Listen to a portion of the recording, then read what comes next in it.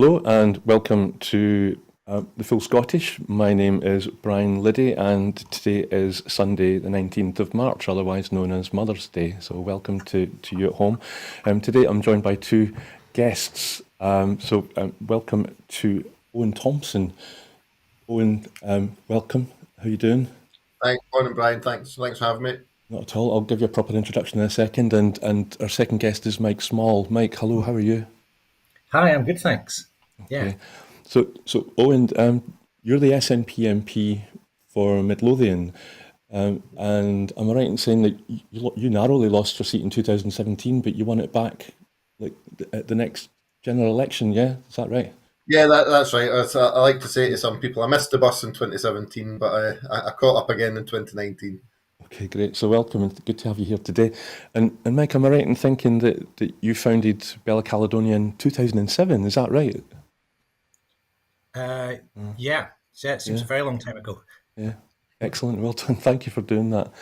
We'll move on to our first usual item of the day, which is the review of the Ukraine update, day 389. Russian strikes killed 2 people and wounded 10 in Kramatorsk on Saturday, Regional Governor Pavlo Kirilenko said, accusing Moscow of having used cluster bombs in the attack on the eastern Ukrainian city. Russia launched a series of attacks on Friday, according to the Ukrainian armed forces. 7 homes in the village of Volensky in the Kherson region were destroyed and a nursery was damaged on Friday, but no one was injured, it said. Ukraine said some of the overnight drone attacks hit the relatively peaceful western region of Lviv. Dnipro was targeted, as was Kyiv, where air defences shot down all attacking drones. Ukraine's Air Force said 11 out of 16 drones were destroyed. The Black Sea grain deal was renewed, according to parties to the agreement. Turkey and the United Nations announced the initiative was extended, but did not say for how long. A spokesperson for Russia's defence ministry said it had notified other parties that the deal was extended for 60 days, while a Ukrainian minister said the deal was extended for 120 days. Another 880 Russian soldiers were reportedly killed on Friday, according to the Ukrainian army. Its general staff said that it meant more than 164,000 Russian service personnel had been killed since the outbreak of the war in February last year. Russia's Wagner mercenary group plans to recruit about 30,000 new fighters by the middle of May, its founder, Yevgeny Prigozhin, has said. Russia would probably introduce wider conscription to boost its military requirements, the UK Ministry of Defence has said. In its latest intelligence update, it said Russian Duma deputies introduced a bill to change the conscription age for men from the current 18 to 27 to 21 to 30. The law would probably be passed, it said, and come into force in January 2024. Senior Ukrainian and US security officials met via a video link on Saturday with representatives of Volodymyr Zelensky's government asking for further assistance, including more equipment, weapons and ammunition. US President Joe Biden said the International Criminal Court, the ICC, their arrest warrant for Russian leader Vladimir Putin was justified, but the question is, it's not recognized internationally by either of us, Biden said, referring to the US not being a member of the ICC. He went on to say, but I think it makes a very strong point. German Chancellor Olaf Scholz also welcomed the ICC's decision, saying the International Criminal Court is the right institution to investigate war crimes. The fact is, nobody is above the law, and that's what's becoming clear right now. Russian President Vladimir Putin visited the annexed peninsula of Crimea to mark 9 years since Russia seized it. Putin visited an art school and a children's centre in apparent response to the ICC's arrest warrant accusing Putin of being responsible for the abduction of children. The International Criminal Court in The Hague has issued arrest warrants for Vladimir Putin and his Children's Rights Commissioner, Maria Alexeyevna Lvova-Belova, for the unlawful deportation of Ukrainian children. That was maybe one of the longer reviews of the Ukrainian situation. Owen, is there anything in there that you maybe wanted to pick out or highlight before we move on? I don't know. I mean, it's so important we just don't forget what is still going on there. I mean, that's over a year now that people in Ukraine have been having to deal with this situation and the invasion of Russia, which they don't seem to be easing off on. I think it's a very interesting step, the ICC issuing the arrest warrant for Putin. They certainly won't have done that lightly. So hopefully that's something that we can see some movement on, but ultimately we just need to see an end to this and the atrocities that Russia are committing there. Thank you. And Mike, what about yourself? Was there anything that struck you? Well, it was interesting that he's gone to Mariupol, where they'd bombed a maternity hospital, which was one of the events that triggered him being cited by the ICC. Clearly, that's a kind of propaganda coup for Putin. But it's a terrible situation, and their abduction of tens of thousands of children is an extraordinary event that the world is monitoring. And I think the only other thing I'd say is that Biden saying this is a very strong point. Well, the reason that the US aren't party to the ICC is that the US and indeed the UK would also be found guilty of war crimes in Iraq and Afghanistan. Thanks, Mike. So usually here on Full Scottish, we tend to go through the previous week's news and we pick out some items to go over in more detail and maybe a little bit greater depth, but events seem to have overtaken us a little bit this weekend. So we've got a news story which is the party president, Peter Morel, resigned just a few hours ago. In his resignation statement, Mr. Morel said, "Responsibility for the SNP's responses to media queries about our membership numbers lies with me as chief executive. While there was no intent to mislead, I accept that this has been the outcome. I have therefore decided to confirm my intention to step down as chief executive with immediate effect." He said he had not planned to step down until after the leadership contest, but recognised that he had become a distraction from the campaign. What can I say? Owen, can I just maybe ask, you work, although you're in Midlothian, you're an MP, you're based in Westminster. Can you give us any kind of insight about what people are saying, what your colleagues are saying, regardless of party, about what's going on here up in Scotland? Yeah, I mean, obviously there's a great deal of interest just now in what's going on, understandably, because I mean, while Labour and the Tories have had very bruising internal contests over a number of periods, and Labour still seem to have kind of internal factions battling each other, it's a relatively new thing for the SNP. We've not necessarily had that before. I think it's certainly worth saying, I think I'm really sad to see Peter Murrell stand down because he's been such an exceptional chief executive for the party over many, many years. And I suppose it's a role that a lot of people don't actually see all the work that goes into it from him and the whole headquarters team, who do this immense job to help keep the party functioning and running, and as a result enable us to continue to win election after election after election.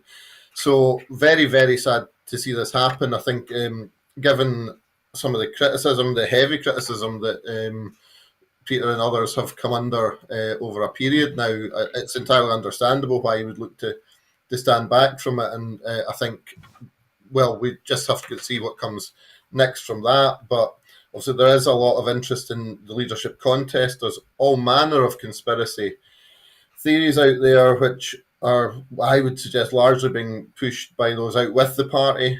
It's certainly a measure that they can use to try and destabilise us, because they've tried everything they can through the ballot box and they can't beat us. So now they're trying anything they can. But I mean, we look at this leadership election contest. I think, again, questions over whether it's fair or not. But I've certainly not heard anyone raising any question whatsoever that anyone's been blocked having a vote that they felt that they should have had.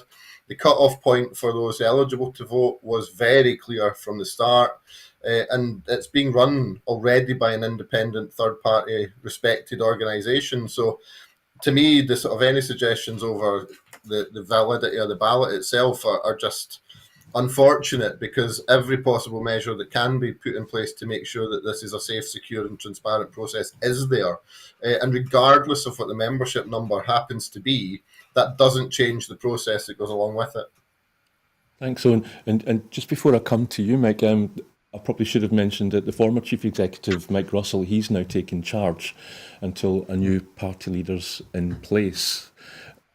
I don't know. I'm probably like saying a bit too much here, but to me, it's like Mike Russell is probably the ideal person for that role. And I don't know. Did you catch his interview on BBC Scotland today with Martin Geisler?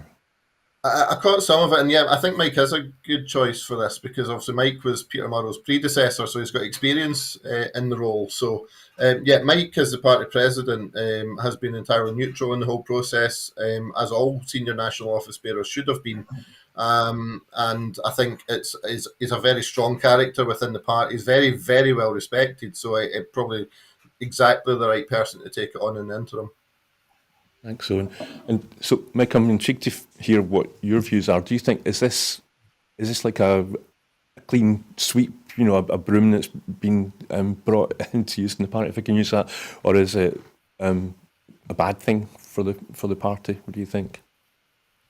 I mean, I think it's a incredible spectacle. I don't think we've really seen anything like this. I think it'll lead to a major realignment in Scottish politics, and I can't really see how it's a survivable event for a number of the candidates who sort of trashed the reputation of their own party and their own government, but seem to have forgotten that they were in that government, and so they've tainted themselves. But I can't really see how the SNP comes out of this as a unified force because of the amount of blood that's on the carpet. And I really expect there to be splits in the SNP and either new parties formed or new alliances formed. I can't see any one of these candidates being a unifying force who brings the party together after such an extraordinary event. And I can't see many of the candidates being able to serve in a cabinet of one of their competitors, given what's been said during the campaign. And even today, we see Ash Regan saying that the whole campaign should be run again, and this idea gaining momentum.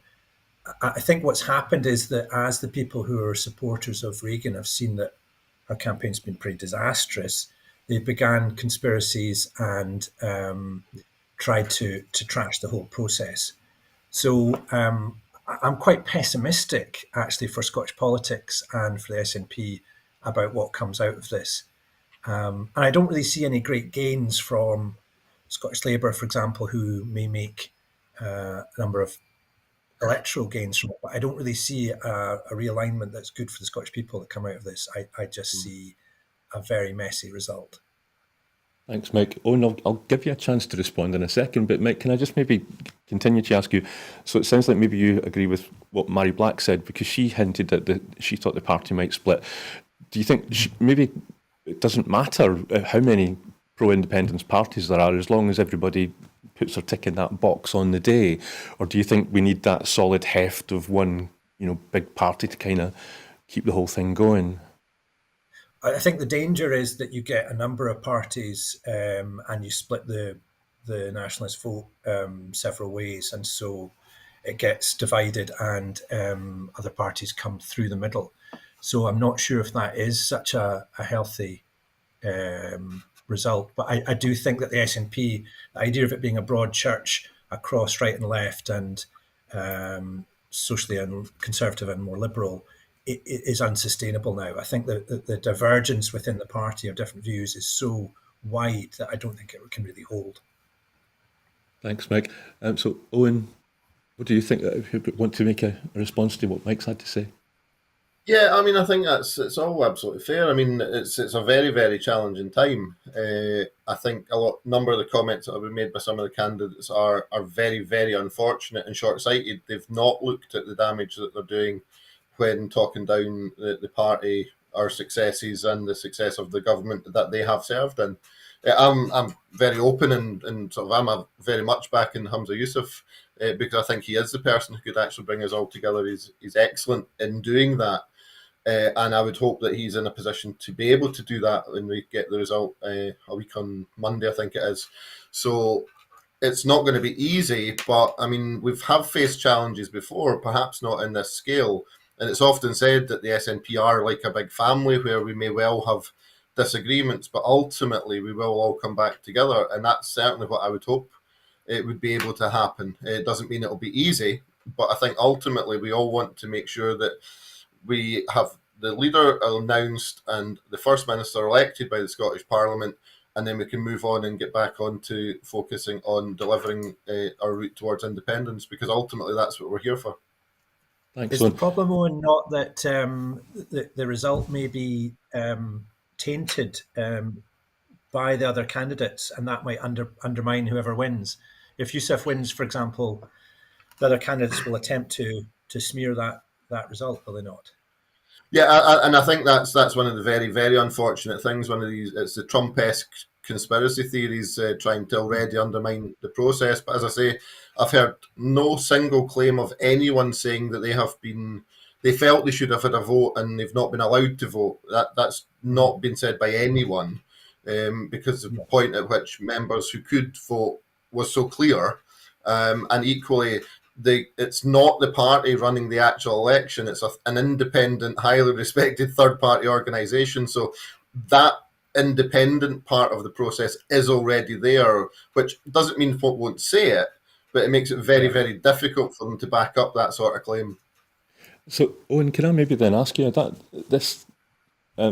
fact that Ash Regan and Kate Forbes have both been saying that they have concerns, but they never actually seem to say what those concerns are. And is there anything that you can say as somebody who is inside the party, what's the word within the party about what the concerns are?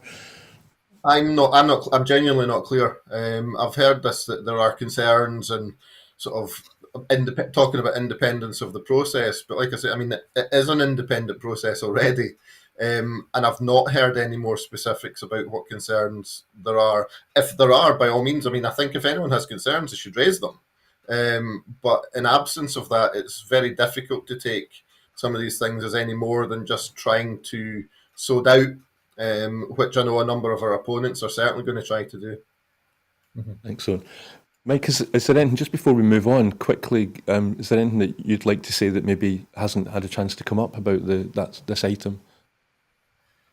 Well, I think part of the problem is that a lot of this is being seen through the lens of the GRR, the trans reforms, and I think that we've got to a situation where that singular lens, that one issue, is dominating an election for the leadership of the SNP who'll become First Minister, and to me that's become an extraordinary position. Whatever your view on those issues is, it's come to dominate Scottish politics to the extent that I think excludes far more pressing issues such as gross social inequality, the cost of living, the housing crisis, and the environmental crisis. And I think that's an extraordinary state that we're in. Thanks, Mike. Owen, you get anything to say in response? Yeah, I mean, I think, to my mind, I thought we were starting to get into a better place with some of the issues around GRR, because it was now becoming more about the democracy of Scotland and the will of the Scottish Parliament actually being challenged, as opposed to an individual political party or policy. And yeah, I mean, that's clearly had an impact in a lot of the build-up to where we're at now. But I think, well, whatever we're doing, if we can't stand up to Westminster when they're undermining the Scottish Parliament, then what are we here for? Okay, thank you both. Yeah, I suppose we'll find out soon enough. There's going to be a resolution, by the 27th of March, which won't be long now. So I'll move on to the next item. So the IFS has described the Chancellor, Jeremy Hunt's decision to scrap the limit on pension savings as bizarre. It will see the wealthiest 1% of pensioners save £45,000 when they retire. He also failed to maintain the £400 energy support scheme in the recent budget just the other day there. He also failed to reduce energy bills or increase public sector spending to provide something in line with a real living wage. Mike, I'll come to you first, and I'll just might as well go to the point. Is this a budget for the rich? It clearly is. It's extraordinary to convert pensions into something that would look after you in your old age, into a tax loophole. And getting rid of the £400 energy support scheme is extraordinary. My latest energy bill was for £1,600 for February and March. And I have no idea how I'm going to pay that. And I know there's a great many people in exactly the same boat. I think there's another issue here, which is about the nurseries in England and Wales are going to suffer greatly, because although the payment for childcare appears very generous, it seems to have been costed so badly and so undervalued that many nurseries will not be able to function without proper funding and subsidy. So I think that that's a hidden crisis that's on the surface that we may hear more about this week.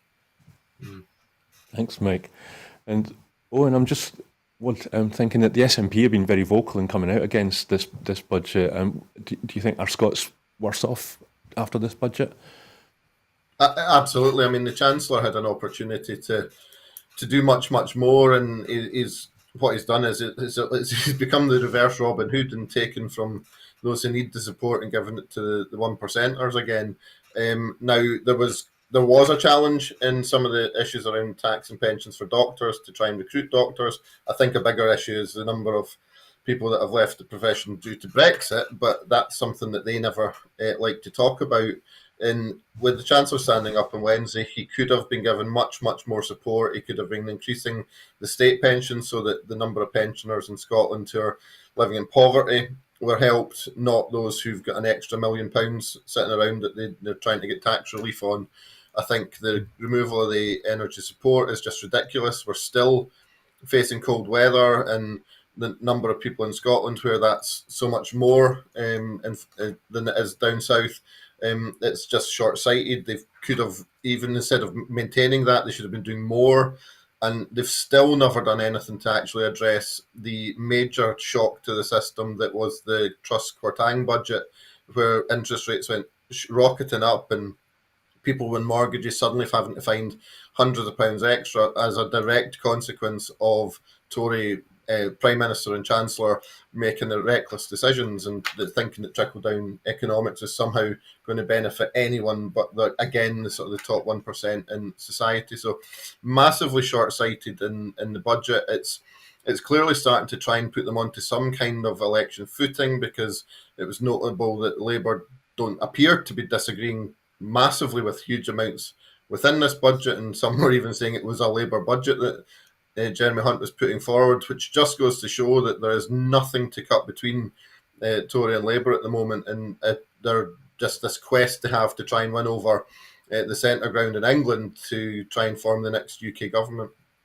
Yeah, I wasn't paying full attention to the budget when it was being announced, but my ears pricked up because I'm just about to get my 60-year-old bus pass any day now, hopefully, and so I'm starting to move into that pensioner age bracket. And when he said, we're going to increase the threshold by which people can sort of put money into their pensions, and I thought, well, I wonder if this will help me. And then he said, we're raising it from £1 million to £1.5 million. And it's like, well, what can I say? Yeah, I mean, this is it. I don't think I know anyone with that sort of money lying around, just in the off chance that the pension top-up might increase and suddenly they can get tax relief on it. I mean, it's just nonsense. And that doesn't help hard-working families. It doesn't help people on low incomes. It doesn't help vulnerable adults. It doesn't help pensioners on modest incomes. All it does is continue to help the 1% who already are wealthy as it is. Yeah, and I don't know if you saw BBC Question Time the other day there, but the Tory MP that was on representing that, he said that I couldn't believe it, he said that £1.5 million is there for everybody to aspire to, kind of thing. Mike, did you maybe see First Minister's questions the other day? Because there was an interesting question put to the First Minister, still Nicola Sturgeon, I think it's worth mentioning at this stage, asking her if she was going to match Jeremy Hunt's childcare measures. I don't know if you saw the First Minister's response. I didn't see that. No, what did she say? Well, I don't know. Owen, maybe did you? I didn't see it either, but I suspect we're already doing more than they have in England as it is. That's exactly it. Yeah. She said that if we were to match them, it would be more or less. I'm paraphrasing that it would Yeah. be a backward step. We're already Scottish government's already doing more. Yeah. Yeah, we'd have to Yeah, reduce the number of I mean, hours it's available. encouraging that people in England. It's good that they're getting a chance to catch up to an extent with some of the benefits that we see in Scotland of having an SNP government. But I think it's like it's not all the way thought through in the way that they're putting it out in England. And I think they're sort of talking the support payments to childminders, where sort of £600 if it's an individual, or a £1,200 payment if they go through an agency, which seemed a bit backwards to me as well. But And Mike, maybe in an attempt to kind of tie this in with the previous item, do you think maybe that the reason that the polls for Scottish independence, the reason that they're kind of stuck at the moment is because the SNP are, there is free prescriptions, there is free bus travel for people under 22, and for me, 5 years before I would get it if I was living in England. And so do you think maybe that's the reason why we think, well, we're doing okay, or is that not the case? Well, we are in some respects. I mean, the childcare issue is we are more advanced here, although we need proper funding of that. And a lot of people say that even in Scotland, it needs better funding to support nurseries and institutions. We do have things like free prescriptions, free bus pass for under 22, I think it is. There are lots of benefits, but I think that the reason that we don't have more of a surge of support for independence isn't because we live in a nirvana or we're complacent about that. I think it's that we haven't really laid out a pathway to make that happen that people can see going forward. And I think there has been mistakes in governance over the past few years that undermines people because they do see we're sort of stuck in this situation where good governance under devolution is viewed as a measurement of what it'll be like under independence, which of course is a very difficult thing because we don't have the powers that we would have under independence. So that's a false measurement. But I think that's a reality. And I think also there is a problem that because neither the Tories or Labour are likely to be in power, the SNP have been the party of government. And so all criticisms is just focused on one party, one government by all media and all parties. It's not like there's an alternative waiting in the wings with an alternative prospectus. It's not like that. So I think it's a very difficult situation for the SNP to move forward. And it would be interesting to see after this debacle what happens next. Thanks, Mike. Owen, over to you. We've got a little bit of time left. Do you want to chip in? yeah, I know, and I think that's fair. And I think I do sometimes wonder, and it's something that's cropped into my mind in the last number of weeks. And when we talk about free prescriptions and free childcare, I do wonder if perhaps we need to change that narrative a wee bit and refer to them as funded prescriptions and funded childcare, because they're not free to the government, and making it very clear that it's the government decisions that are making it possible for us to provide some of these things. But ultimately, I mean, we've got an opportunity and we are doing very well, but we are doing it in the face of a overwhelmingly hostile media where Scottish health services are performing far better than any other health services in the rest of the UK. But because the opposition in Scotland are questioning the record of the Scottish government, they conveniently forget to mention that. And it's likewise, we are doing well in education despite some of the narrative that comes from opponents. So we are doing very well in multiple areas, but without the full powers of independence, we can't actually do all the things that we would want to do, where we could actually be going much, much further and making society much fairer. And I think it is a difficult message to get across because people look at what they see on a day-to-day basis. They look at what they're reading and hearing from the other political parties, and then that's what they're basing decisions on. It's more difficult, and I mean that's a challenge for us, and it always will be, to kind of make that case about what is possible through independence as compared to what we have just now. Thank you both. So we'll move on to the current banking crisis. Apparently, the millions of pounds have been paid in bonuses to the UK Silicon Valley Bank staff just days after the bank was rescued for the sum of £1 in a takeover deal by the HSBC. There's also trouble with the Swiss banking giant UBS in talks to take over all or part of the Credit Suisse bank as their share prices fall.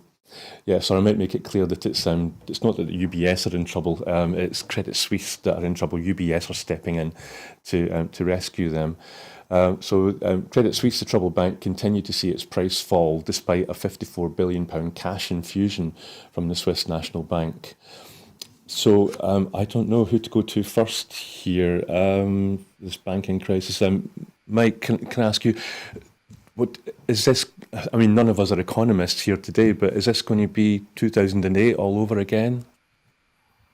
It's difficult to see how this unfolds, but we face the problem that of deregulation, and the problem that we faced in 2008 was in the aftermath. There wasn't regulation put in, there wasn't infrastructure to protect people from the banking crashes. And so we see again bankers' bonuses for failure. It's an extraordinary situation. And it's all the more reason why we need financial security in Scotland. We need some nationalised banking systems to give people security from these kind of financial collapses. Thanks, Mike. Owen, I wonder if you've got any thoughts on the current financial crisis. Yeah, Seems to be brewing. A lot of it does go back to sort of the deregulation under Gordon Brown, and we're still paying the price for some of the decisions that he took as Prime Minister. But while shareholders are sort of obviously the ones who are directly involved when sort of the banks are hit, it's actually ordinary sort of clients of banks who are the ones who potentially lose savings and stuff, who perhaps can't afford it, and we do need much greater protections for savers. I mean, there are some protections, which is better than it used to be, but we need to be doing a lot more, because beyond that, you've also got situations. I had somebody come to see me at a surgery on Friday. They're just trying to open up a current account for a trust for a vulnerable adult, and they can't find a bank that's willing to take that on for them, because I suspect because they see it as very challenging, because they'd have to get various ID checks and all the trustees and stuff, but because of all the other things they now have to do and all the other worries they have in the sector, not so many banks are stopping doing this. And actually something that's so vital for a vulnerable adult, and having a trustee able to have a bank account for them has become something that's a major challenge. And of course we did just through the Truss Kwarteng government again, when they again removed the cap and bankers' bonuses, and it was a retrograde step back to the bad old days where the money could just be thrown wherever they wanted to pay out big bonuses. And actually we need that should be invested in protections for the consumers, who are ultimately the ones who pay the price if something goes wrong. So it sounds like you have the unenviable position of, when something like this happens or is starting to brew, then you see the real live effects that it can have on your constituents. So you're starting to find that there's more and more people coming to you with financial problems or banking problems, or? Yeah, and I think it is always the case. And I mean, in a way it's positive, because if people are coming to see their MP, then it makes us much more aware of the direct consequences of what's behind the headlines, perhaps, and we can hopefully at an earlier stage start to push government to take greater action, because when you're able to point to a direct consequence instead of a sort of a hypothetical, you've got a much stronger case to make for the need for them to take action. So, but certainly over a number of months across the cost of living, and now through starting into sort of concerns and uncertainty, I suppose, about what is happening in banking, I suspect I'll be seeing a lot more people coming to see me in the weeks and months ahead with further concerns and issues. Thanks, Owen. I did listen to one talking head who was asked a similar question, a financial expert, and he said that we're not going to see people queuing outside banks the way that we did in 2008, simply because of online banking. People will just, like, within the click of a mouse, move their money from one bank to another. He didn't seem to think it was going to be like 2008. It would manifest itself in different ways. But just that thing about economies in Scotland, I wished I'd made a note of his name. There was an Irish economist who has come up with a new system or an alternative GERS system, which is getting away from the banking crisis, but just that idea about Scotland and finances. And he said that a different GERS system would show that Scotland doesn't have as big a deficit as we're told. Mike, I don't know if Bella Caledonia, if that's something that you've had any contributors to your site about. No, I've not heard about that. I'm sorry. No. Okay. Well, let's move on. That gives us more time maybe to talk about the next item, which is Donald Trump claims that he will be arrested on Tuesday in a criminal case. He posted on his Truth Social platform a statement saying that illegal leaks, the far and away leading Republican candidate and former president of the United States of America, will be arrested on Tuesday of next week. And in capital letters, he said, "Protest, take our nation back." Sorry, I'm not explaining this very well. The ex-president made his all-caps remark on Truth Social without any official confirmation of the likelihood or timing of charges being brought forward. But it is in relation to hush money payments that he made to an adult film actor, Stormy Daniels. Trump paid $130,000 to Stormy Daniels leading up to the 2016 presidential election, which was basically for her to remain silent about the affair that she said she'd had with Trump. So both of you, I'm kind of reminded here of when Boris Johnson had to leave because not because of lockdown parties or the amount of money that was wasted on test and trace, but because of the pincher by name, pincher by nature issue. And it also reminds me that earlier this year, the former US president, Trump, had called for protests by his supporters if he was indicted in any of the numerous criminal investigations that are ongoing. Stephen King, just a wee bit of background, tweeted, "Donald Trump is a sociopath and a criminal. To let him near the nuclear codes again would be insane." Elon Musk has predicted if Donald Trump gets arrested this week, he will get re-elected in a landslide. So I suppose my question to both of you is, why is Trump doing this? Is he just priming his audience again, getting ready for his arrest, just the same as he did when he primed his supporters for that then went on to storm the Capitol? Who to go to first? Mike, do you think? Sure. Yeah, I mean, I think the legal system is so politicized, and he plays that so much. When the FBI raided his golf complex last year, he used it as a fundraising opportunity. So he paints himself as a victim in all this, and all of the police and the intelligence community are all part of the deep state, and we can go full QAnon on this, and he will manipulate that situation, which makes him acting with impunity. So it'll be a test not just of the political system, but of the legal system in America. And the problem is that you have Trump supporters who are armed, who are effectively civil militia, who are acting beyond the law and threaten violence if there are legal consequences for the person that they support. So it's an extraordinary collapse of the political system in America that they are now in that situation. And the Stop the Steal movement was a breaking point really in American society and in American politics, and they've not really recovered from that. I can't remember the percentage, but it's some huge number of Republican supporters believe that Trump actually won the last election. Yeah. So we live in an era of such disinformation and propaganda that can be widely thought by such a large amount of people. Yes, where do people get their news from? It's an important issue. Owen, what do you think about this?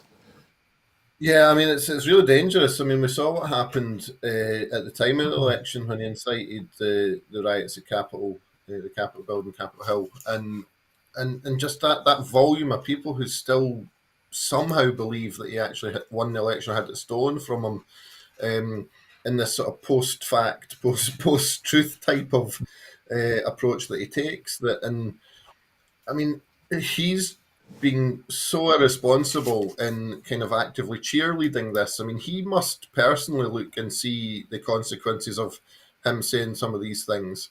But he clearly doesn't care because he obviously thinks he needs another headline. He's maybe not been in the news cycles for 15 minutes. So he just comes out and says what he thinks is going to get a reaction, regardless of the consequences. And it is all about him trying to create this platform so that he can try and make another attempt to become president again. And it's almost kind of trying to win, regardless of the cost, in a sort of scorched earth policy of it doesn't matter what he does in order to get there, that he will do whatever it takes, and the truth's just an inconvenient accident in his way. Yeah. Thanks, Owen. I don't know, Mike. I mean, what do you think? Is Elon Musk right? Do you think that there is a chance that he would get a massive election landslide if he's arrested? It's possible, and I think the role of Elon Musk is extremely difficult. There is the phrase that post-truth is pre-fascist, and we have a real issue with the role of big tech giants like Musk, who has a kind of far-right libertarian view and a massive control over how large amounts of people around the world get their information. So the issue isn't just about Trump or Trumpism, it's about big tech and how we democratize those forums so that it's not just up to the whims of whether somebody is progressive or left or right, but they're more democratically controlled.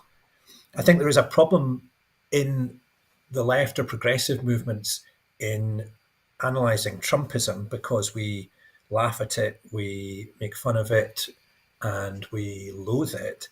But we are not really very good at getting down to the roots and presenting an alternative of what is causing people to go for such simplistic and dangerous right-wing politics. And I think we need to do both those things. We need to regain control or gain control of big tech, make it democratic, and we need a much more coherent analysis and alternative from a progressive point of view, rather than just cry out against Trumpism. Thanks, Mick. I mean, you say that we laugh at it and we make fun of it and we loathe it, and I don't really disagree with any of that. But when I hear this kind of news about Trump, then I often kind of think Boris Johnson springs to mind in some sort of shadow or some. Which then, I know we're getting away from this news item, but Owen, you're being a Westminster MP. Is it in the coming week? Tell me if I'm wrong. Boris Johnson is his. What's the name of the committee that is going to be going for? It's going to be Privileges Committee. The Privileges Committee. Yes, the Privileges Committee. Thank you, and it's going to be televised live. So, is there any gossip that you can share with us that coming out of Westminster about what they think is going to happen as a result of that? And Trumpian. Well, I mean, I guess it's it's Trumpian. I mean, and so often we kind of look at stuff happening in America and go, oh, thank goodness, there's no way that could happen here. It's impossible, it just wouldn't happen. And then we had Boris Johnson, and we look at the various things that he's done and said, and despite all of the evidence that we've already seen coming out through the news, he still seems to be trying to present a case of there was nothing to see, he's entirely innocent. And as I understand it, I think on Wednesday, he's going to the Privileges Committee to present his evidence. Now, when the claim is against him that he was at these parties and there's pictures of him at these parties, how he presents any kind of evidence to suggest that he didn't know that he was at the parties, because that's the only way I can see how he could claim that he didn't knowingly mislead Parliament when he said there was nothing happening. So how he can present any kind of evidence that sort of backs up his case that he's done nothing wrong, it's just beyond me to work out what that will be or what it will look like. It's, as far as I know, I'm not aware of the Privileges Committee ever having done a sort of public session like this. It's usually very, very private because it's often dealing with very sensitive information and whether sort of somebody has misled or the Parliament or not. But I think I mean, they're clearly doing a very tough job, and they're undertaking an immense role in trying to get to the bottom of what went on. But on the basis of what we've seen, I just can't understand how or why indeed Boris hasn't just held his hands up, admitted it, and said he was wrong, apologised, genuinely apologised, not some sort of fop to just try and pretend that he's done it and moving on. But again, what we have, very like Trump, is somebody who, it would appear, still thinks that they should be doing the job that they're not doing anymore, and if they're not doing it now, they would be looking to make a comeback at some point down the line. And that does seem to be what the calculation is from Boris Johnson all the way through this. Is it's just a matter of time till he gets back into his rightful place, as he would see it, at the head of the UK government. So this, I feel a wee bit cheeky because this hasn't actually happened yet. We're talking about something that's coming up next week, and we're supposed to be talking about the news, things that have happened. But I'm intrigued, and we've got a couple of minutes spare. So, Owen, so the prospect of Boris Johnson coming back and becoming Prime Minister once again, that must terrify the likes of Rishi Sunak. I'm just fishing for a bit of gossip. What do people think is how is it going to play out? What's the word on the street? Well, I don't know. I mean, I look at it in the sense that, I mean, Rishi Sunak's an incredibly weak Prime Minister because he's kind of in there as the least worst option. And I suspect that he's having to pander to a lot of Boris's supporters and putting through things that he maybe would have done them anyway, but that he's doing it in an effort to try and stave off that kind of challenge. I think in England there's a significant number of local, I think about a third or half of their local government seats are up for election in May. And I suspect that the Tories are going to get a sort of a really bad outcome from that, just if any of the current polling's anything to go by. And whether or not that's a point at which somebody would try to make a move against Sunak, it's entirely possible.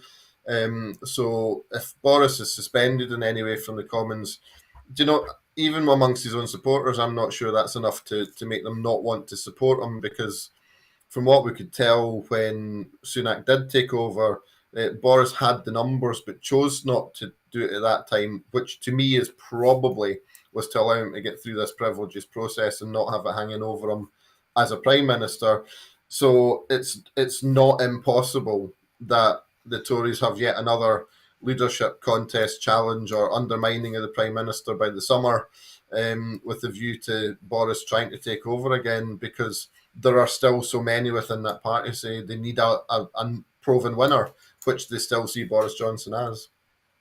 Incredible. So, Michael, I'll give you a shot in a minute, but my understanding is that there is a chance that you might have to have a by-election as a result of the Privilege Committee, whatever they come up with, and his majority just now is about 7,000, just over 7,000, but the polls show that Labour's going to win that seat. But so, Mike, I'm thinking about to ask you about something that hasn't happened yet. Again, forgive me. With your contacts in journalism and the like, have you heard anything or any gossip or?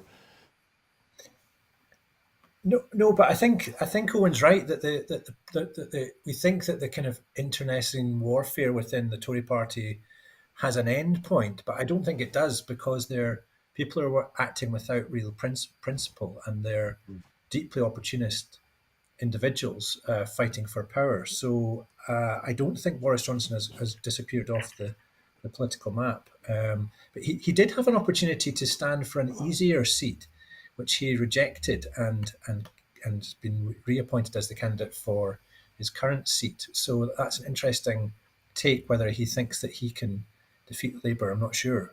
But he's certainly not gone away. I think Owen's right. Thanks, Mike. So we move on to and there is always a chance. I mean, it's just there's always a chance that even at the point at which we get closer to an election, he changes his mind, because if it does look like they're heading for a point where they're sort of losing some of these seats, he's not got any principles. He'd have no qualms about pushing somebody else aside to try and secure a place for himself. He's going to write 2 letters or 2 articles and then decide which one. Right. Yeah. Yep. Yeah, well, it's going to be fascinating. So I'll move on to the final issue item today. So yesterday in Glasgow, there were protest marches with activists or protesters shouting "Justice for Shikobayo." This is on the back of Suella Braverman at.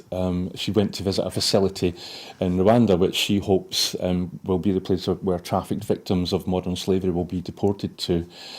This kind of made me think about Gary Lineker and his tweet where he spoke out against the illegal immigration or the legal migration bill. But anyway, I just wondered that if he had kept quiet, if he hadn't tweeted that statement, would that look like compliance? And for those MPs in Westminster, whatever their hue, who voted for the illegal immigration bill, but I suppose really I'm looking at you, Scottish Tory MPs, I'm just wondering what does that look like? Owen, what's it like in Westminster watching this unfold? Yeah, I mean this is just awful. It's got to be one of the most disgusting bits of legislation I think I've ever seen coming through, and the debate around it is just it's dehumanizing because they've got this "stop the boat" slogan, and that's all what it's about. And they try and present it as but they're doing this to stop these smuggling gangs, which do need to be tackled. I don't think anyone would disagree with that. But by making the most vulnerable, the most needy, those who've kind of run from everything with only clothes on their back, making them the scapegoats for all of this, it's just awful.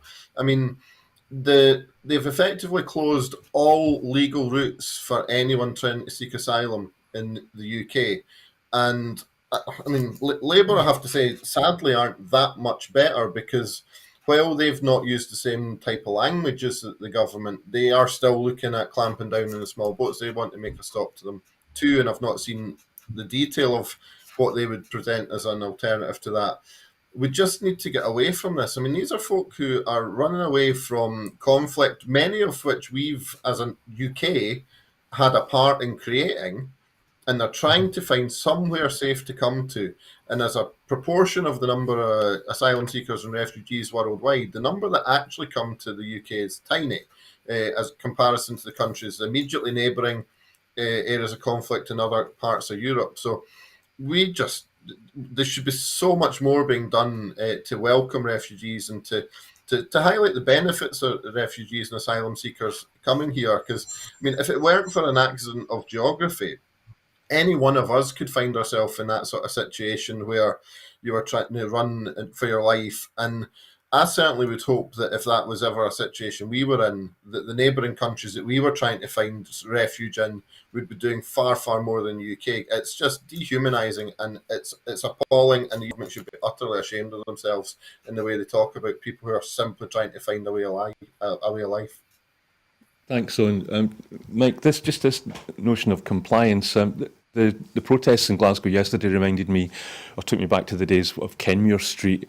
And I'm just thinking, so Kenmure Street, along with the protesters out in the streets yesterday, does that show that Scots are not compliant when it comes to the Tory government's plans for this migration bill? Well, certainly it was very heartening to see such protests. I don't think we're immune to racism here. But I think Owen is right that the illegal immigration bill is an astonishing piece of legislation, and we're living in very dangerous times. I noticed that Stephen Flynn had asked in the Commons about whether this legislation was inspired by Nigel Farage or Enoch Powell, and I was writing today in my column about the origins of conservative racism, and they are in fact from Enoch Powell and from Thatcher, who wrote in a speech in 1978 that people were afraid of being swamped. And there's an interesting turning point where in the 70s where people go from a feeling of racial superiority to feeling of racial fear, and that's used by Thatcher, and you can see that lineage through to Braverman and Patel. That fear of being swamped and that racism is used as a mechanism for making England great again or making Britain great again, and a kind of defensive posture. But we are in completely unprecedented times. I mean, they're talking about stopping human trafficking by trafficking humans to Rwanda. And Owen's quite right. This is a completely dehumanizing, outrageous piece of legislation, which is effectively adopting the policies of the National Front in 1974 in 2023. That's incredible. Thank you, Mike. And so just to continue this theme about compliance, it's like, Mike, as a journalist, you're probably, well, we all are, but as a journalist, I'll ask you this thing about the compliant press that were invited to Rwanda with Braverman the other day. So not The Guardian, not the BBC, not The Independent, and not iNews. They were not invited to go to Rwanda to cover Braverman's visit to the new complex or facility, whatever you want to call it. But they did invite GB News, the Daily Mail and the Telegraph. I'm just wondering, would Bella Caledonia be compliant? Would you be on? Which list would you be on? Yeah, we didn't get the invitation, but I think it is a real danger. And I think we're seeing the problems in the media being exacerbated. Owen's colleague, John Nicholson, was on a committee this week pointing out that GB News are regularly breaking Ofcom regulations of having Tory ministers interview Tory ministers or Tory politicians, interview other Tory politicians, which is a complete breach of Ofcom regulations. So not only are they right-wing compliant media, but they're ones that are in breach of their own inadequate regulations. So I think there's a real issue here that John Nicholson and colleagues need to press home. Thanks, Mike. And you're right. GB News, they're holding up a mirror to themselves and seeing themselves, so in that sense, it's flawless. But Owen, just to give you a chance then, what would you like to, anything you can respond to and what Michael had to say there? Oh, just by the way, for the record, Broadcasting Scotland didn't get an invite either, so we're not on the list, so sorry. No, I think it's in this one certainly it's a badge of honour to be non-compliant. I think it's good to be a disruptor sometimes, or a lot of the time perhaps. But I mean, when you look at some of the stuff coming out of that trip by Braverman, I mean, she's there shouting about how she wants a note of who's done their interior design at this complex. I mean, they're just detached from reality of this. I mean, they're laughing and joking about sending some of the most vulnerable people in the world off to a country where they've got no link and they never ever thought they would end up. So, and one in which the US government are issuing travel advice, effectively saying how dangerous it is. So, it's a ridiculous situation that we're in, and we really need the media to be continuing to be non-compliant and disruptive and holding this government to account, because it's not just the actions that they're taking, but the language that they're using around it. And I mean, Gary Lineker was spot on.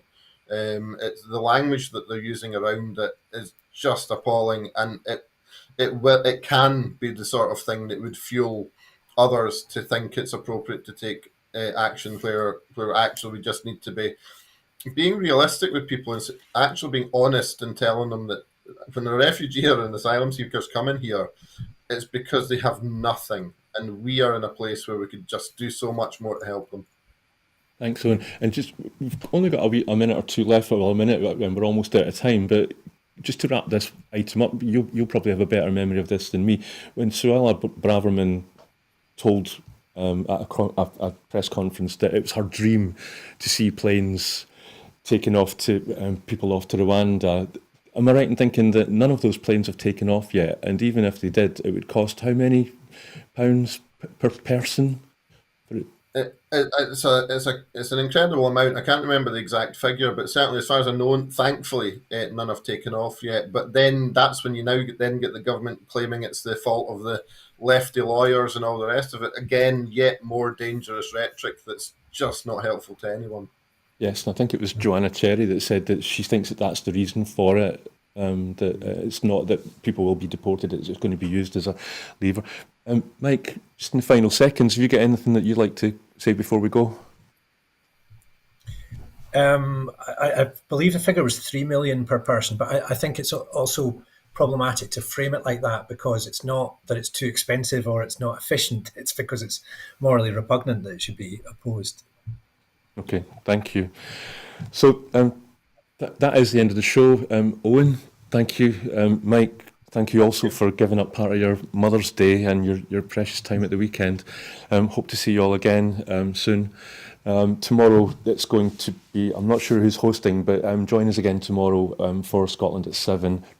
See what's happening in the news then. So that's it for this week's Full Scottish.